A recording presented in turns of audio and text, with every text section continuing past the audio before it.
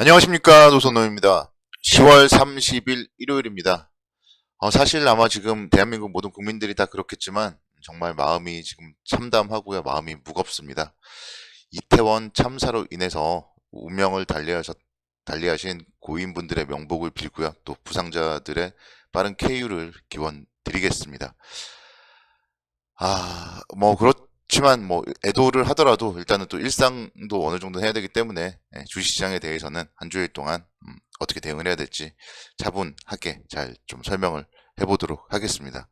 사실 하루 종일 막 뉴스를 보고 막 이러다 보니까 진정이 잘 안 되는 것 같아요. 그래서 오늘 좀 정리가 잘 안 될 수도 있겠지만 그래도 그런 부분들 양해하고 잘 들어주시기 바라겠습니다.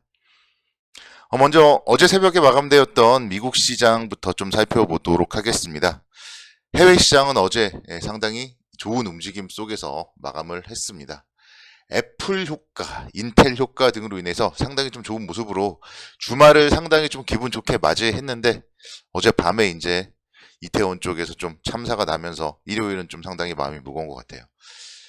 미국 증시는 아마존 같은 경우는 좀 상당히 좀 실적이 좀 부진하게 나오고 이러면서 뭔가 또 하락을 할 수도 있겠다 그런 생각이 들었는데 애플 등이 7%대 강세를 보이고 이러면서 나스닥 시장이 2.87%대 상승을 하는 모습을 보였습니다.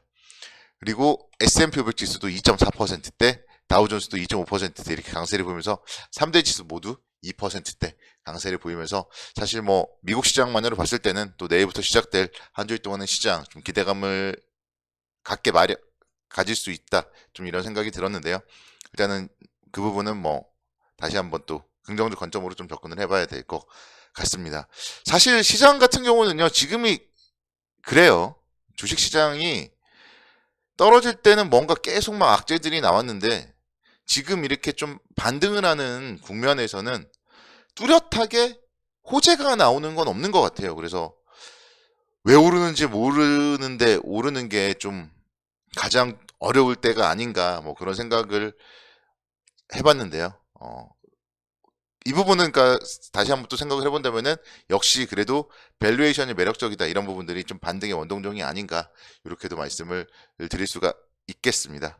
시장은 지난주에 상당히 좀 그래도 나름대로 양호하게 좀 반등을 했습니다. 금요일에 0.89%대 하락을 했지만 그래도 10월 마지막 21일 금요일 날에 2213포인트였던 거 생각해 본다면은 2268포인트까지 반등을 했고요. 2300포인트 정도를 좀 목표로 해보자 이렇게 말씀을 드렸었는데 2292포인트까지 한 8포인트 정도 앞두고 목표를 달성하지 못했지만 그래도 거의 8포인트 근처까지 근접을 했다. 이런 부분들을 감안을 해본다면 국내 주식시장도 나름대로 좀 선방을 하고 있다. 그렇게 말씀을 드릴 수가 있겠습니다. 시장은 9월달 이후에 9월 30일 이후에 10월 나름대로 좀 이제 박스권을 좀 만들려는 그런 움직임을 보여줬습니다. 그래서 어느 정도 1차적인 좀 하단이 만들어지지 않았나 이렇게 말씀을 드릴 수가 있겠고 연준의 속도 조절에 대한 기대감이 시장에 계속적으로 좀 긍정적인 모멘텀으로 좀 작용을 하고 있습니다. 그래서 공격적인 금리 인상 기조가 이제 12월부터는 조금 줄어들 수 있겠다 그런 기대감으로 반등을 했었고 또 영국의 새로운 총리 선출 이런 부분들이 호재로서 작용을 하는 모습을 보였습니다. 이번 주 주시장도 일단은 월요일 날 만약에 글로벌 시장 상황을 반영해서 상승 출발을 한다면은 충분히 2300포인트대 돌파를 좀 기대해봐도 좋지 않을까 생각이 들고요. 이번 주 같은 경우는 조금 더 이제 욕심을 더 내보자면은 60일선 라인이 2350포인트 정도 있어요. 그래서 이번 주에는 60일선 정도 좀 회복을 목표로 해서 좀 추가적인 반등을 좀 노려보자. 이렇게 말씀을 드리고 싶습니다. 가장 중요한 건요. FOMC 회의입니다. 11월 3일 목요일 날 새벽에 또 FOMC에서 기준금리 결정을 합니다. 그래서 11월 금리는 75 베이시스 포인트 정도 인상을 하는 것이 좀 기정사실로 받아들여지고 있는데요. 12월 기준금리 인상 폭에 대해서 좀 계속 이견이 존재하고 있고 어쨌든 이렇게 금리가 계속 인상을 하지만 어느 정도 좀 피크는 지날 수가 있기 때문에 요번에 1% 인상을 한다거나 그런 모습만 나오지 않는다면은 시장은 뭐 악재보다는 호재로서 작용을 할 가능성이 높지 않나 이렇게 말씀을 드릴 수가 있겠습니다. 11월 4일 날은요, 미국의 고용 보고서가 또 발표될 예정입니다. 그래서 계속적으로 지금 뭐 고용이라던가 이런 부분들에 대해서도 좀 신경을 써야 될 테니까 고용 보고서 관심 있게 좀 지켜보셔야 되고, 국내적으로 본다면은 11월 1일 화요일에 또 이제 10월 수출입 동향 발표가 예정이 되어 있죠. 그래서 지금 수출 수입 계속적으로 좀 적자가 심하고 이런 부분들이 사실 좀 힘겨운 그런 모습인데요. 그런 가운데서 어느 정도나 그래도 좀 선방을 했는지, 그리고 업종별로는 어떤 업종이 그래도 그나마 선방을 했는지, 이런 부분들에 대해서 좀 체크를 해보기 위해서 11월 1일에 수출입 발표 상당히 좀 뭐 관심 있게 지켜보셔야 되겠습니다. 그리고 가장 중요한 건요, 3분기 실적이에요. 그래서 11월로 넘어가면서 이제 본격적으로 3분기 실적 발표를 하는 기업들이 많을 거예요. 지금까지 실적을 발표했던 그런 기업들을 좀 살펴보면은 코스피 같은 경우가 한 64개 정도 기업에서 실적을 발표를 했는데요.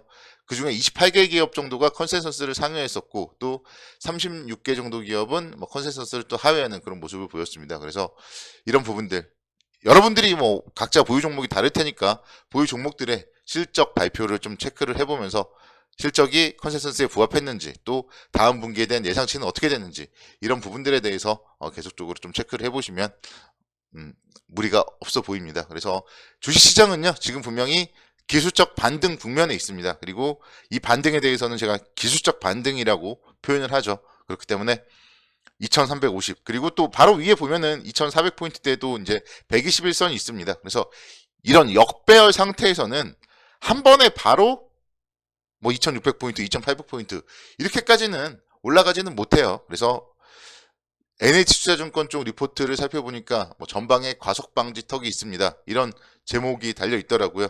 이런 부분들 여러분들이 잘 생각해 보시면서 일단은 추경 매수는 자제를 하시고, 매수는 할 기회가 분명히 계속 많았잖아요. 그런 부분들을 잘 생각해 보시고, 보유 종목들에 대한 관리, 그리고 1차적으로 한 2350포인트냐 2400포인트냐, 여기서는 그래도 한 10%, 20%라도 또 현금을 확보하고 밑에서 또 사고, 그런 전략으로 대응을 하면 어떨까, 좀 그런 생각을 여러분들께 말씀을 드립니다.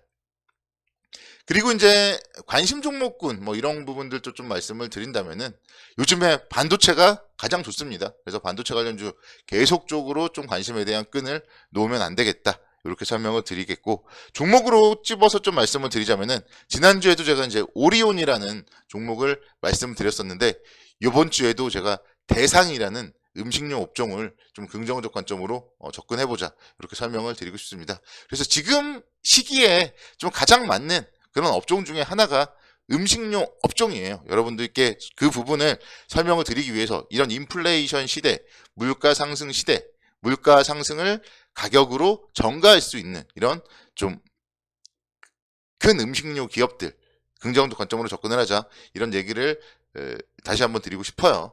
오리온 뭐 마찬가지고요. CJ 제일제당, 대상, 이런 기업들에 대해서 계속적으로 좀 긍정적 관점으로 접근을 하면 좋을 것 같고, 3분기 실적이 지금 뭐 이제 예상치지만 그래도 상당히 좀 전년비 대비했을 때 약 17%에서 20%대 이상 긍정적 관점으로 나올 걸로 보입니다.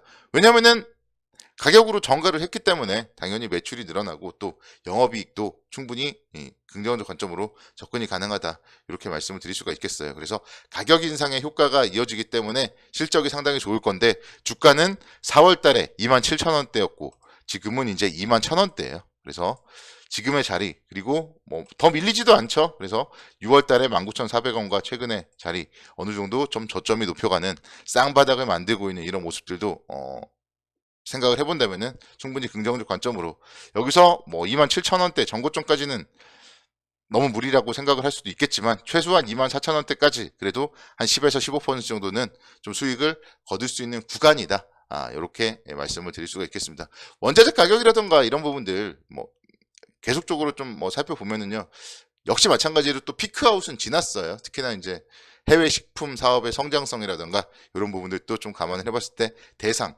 지금 자리 충분히 좀 긍정적인 자리가 아닌가, 이렇게 설명을 드릴 수가 있겠습니다. 여러분들 뭐 마음은 좀 무겁겠지만 그래도 좀 내일부터 시작된 한 주일 동안 또 선구 투자 기원하도록 하겠습니다. 감사합니다.